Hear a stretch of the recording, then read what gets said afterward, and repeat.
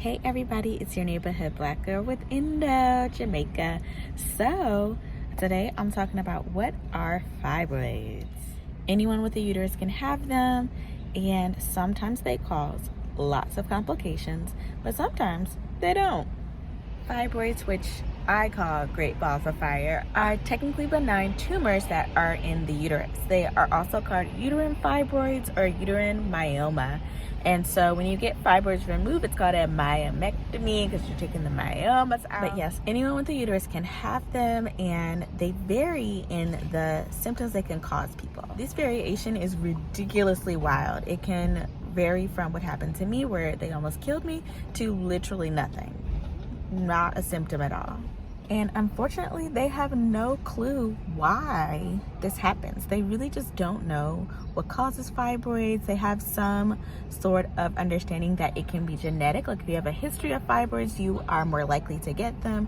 They say that obesity is, a cause of it, but they say that for everything. And recently, they've studied that if you have an early onset of puberty, you are more predisposed to have fibroids. Now, again, this is not an automatic death sentence. I, again, am still alive, even though they tried to murder me. And for a lot of people with uteruses, there is no symptoms.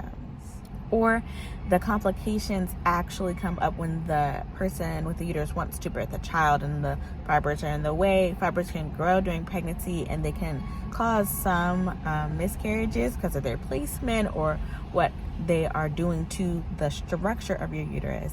So while they might not cause any outward symptoms like extreme fatigue or heavy overbleeding, they can cause you some life symptoms like not being able to get pregnant naturally. The issue with fibroids is that it really depends on the location, how much it can affect your life and your body.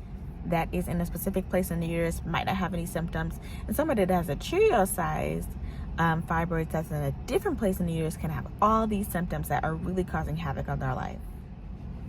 I recommend, and you'll see in all my videos, that you see a specialist. Please do not try to manage this on your own. It's almost impossible if you're having really severe symptoms to manage them on your own. You will overbleed. It's a possibility that you could die.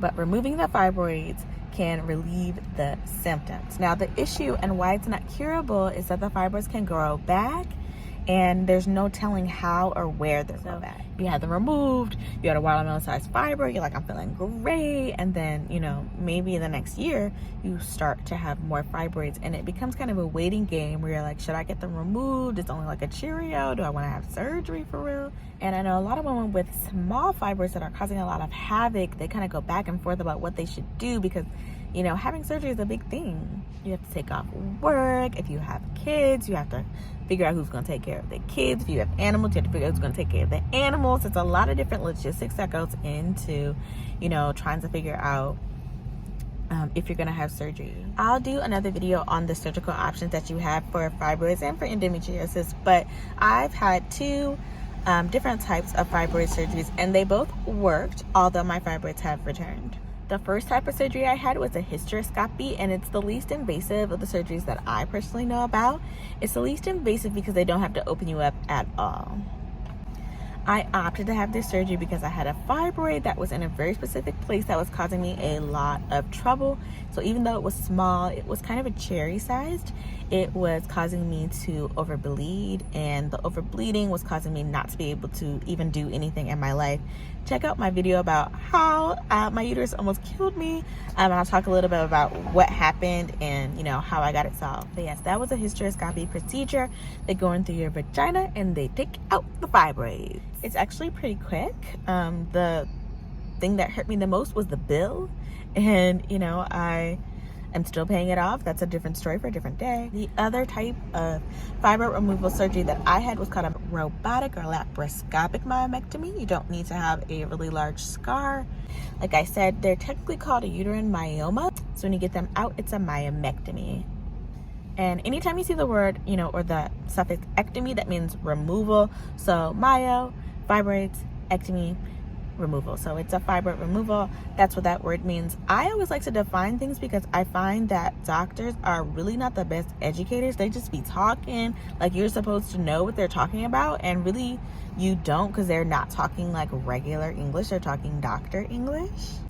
I don't think it's fair, and I want people to really know what I'm talking about, and when they go to the doctor, I want them to be informed about what they're talking about. See, a myomectomy is a lot more invasive. They do have to open you up, but there are also open myomectomies. I actually had a combination of the two. I was having a laparoscopic surgery for endometriosis excision and removal. They were able to remove some of the fibroids that way. I had a very large fibroid, so I do have a vertical scar going up. My uterus, where they removed my biggest fibroid, which was a grapefruit size. And yes, I had to take a health break, so I'm back just to finish out my vlog about fibroids. But yes, after I had my extensive surgery, like I said, it included an endometriosis excision as well as the myomectomy, but it was also an appendectomy, and there was a tubal flush just to make sure my fallopian tubes were okay. There's a lot of things going on, but in relation to the fibroids, it worked and the fibroids were removed. They have since grown back, but it's been about almost 2 years now. And while they were gone, I was having a great time, and I plan to continue to have a good time. Generally, fibroids are treatable. That is such a great thing. I'm so glad they're treatable, and the treatments work pretty well. Even though they don't last forever, for the time that they do last, they work. If you are a Black person with a uterus, you should know that Black people are more predisposed to have fibroids. They're more predisposed to have them longer, and they're more predisposed to have harder complications with them. All three of those things were true for me, and I hope they're not true for you, but I'd rather you know than be surprised. Thanks so much for watching. I hope you learned something. If you have a question about fibroids or how they affect your body, how to get them out of your body, what life is like after them, put it in the comments. I'm happy to do any videos to answer any questions. Bye.